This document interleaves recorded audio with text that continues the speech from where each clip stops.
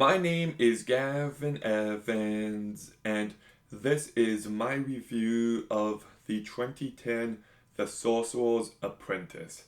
And this is a weird Disney live action remake. Like, it takes a small segment from Fantasia and just turns it into something else entirely. And listen, I know this movie has a bad reputation.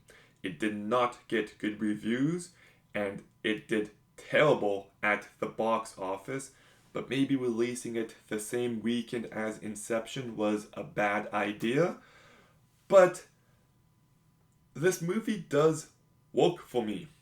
Like, it's never great, but it's also never bad. It's consistently good, and that's a good thing. So let's begin by talking about the cast. And Jay Baruchel is very good here for the most part. He has such a distinct voice and such a distinct personality that works for most of this movie, but I do wish that by the end he came across as stronger and more confident. He's good for most of the movie, it's just the ending part of his character arc I wish he nailed better. Nicolas Cage is great here. I just love how much personality and charisma he brings to this movie, and he's constantly likable. Alfred Molina is actually really good as the villain. I just love how serious he took this movie, and he does come across as menacing. Teresa Palmer is an actress I really like, and I think she is so charming and likable here, and she does stand out. Toby Kebbell, Koba himself, is in this movie, and he does a fine job. He brings enough personality to his character, and Monica Bellucci, aka Beetlejuice's ex-wife, does a pretty decent job. She's just not in this movie much. So I do think the cast stands out, and I just think this movie tells a fun fantasy story. I always talk about how I miss these bigger budgeted movies that aren't part of any existing franchise, and that's exactly what this movie is.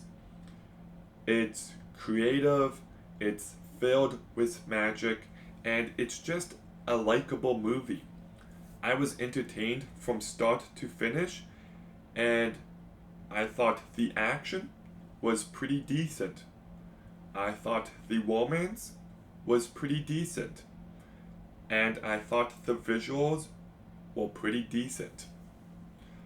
One of my favorite scenes is when this dragon float turns into a real dragon and the people inside get stuck inside the stomach. That's a cool scene.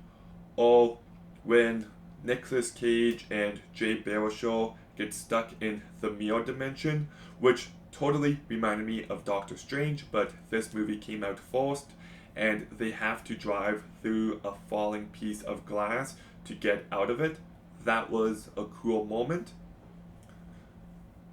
And I do like the scene that recreated the original Fantasia segment. So, yeah, I just enjoyed myself watching it. I don't think it's all too deep, it's just a fun movie, and it succeeds in that. My only real complaint is the climax did feel a tad bit underwhelming. I wish it had a more epic feel, and maybe I wish this movie had a darker, creepier side to it. But as fun for the whole family, this movie succeeds. Once again, it's never great, it's also never really bad. It's just a movie that has plenty of imagination to it, and it's a movie that I think deserved a better shot. Like, I would have liked to see this become a franchise, but that obviously didn't happen. Still, I'll give The Sorcerer's Apprentice a 7 out of 10.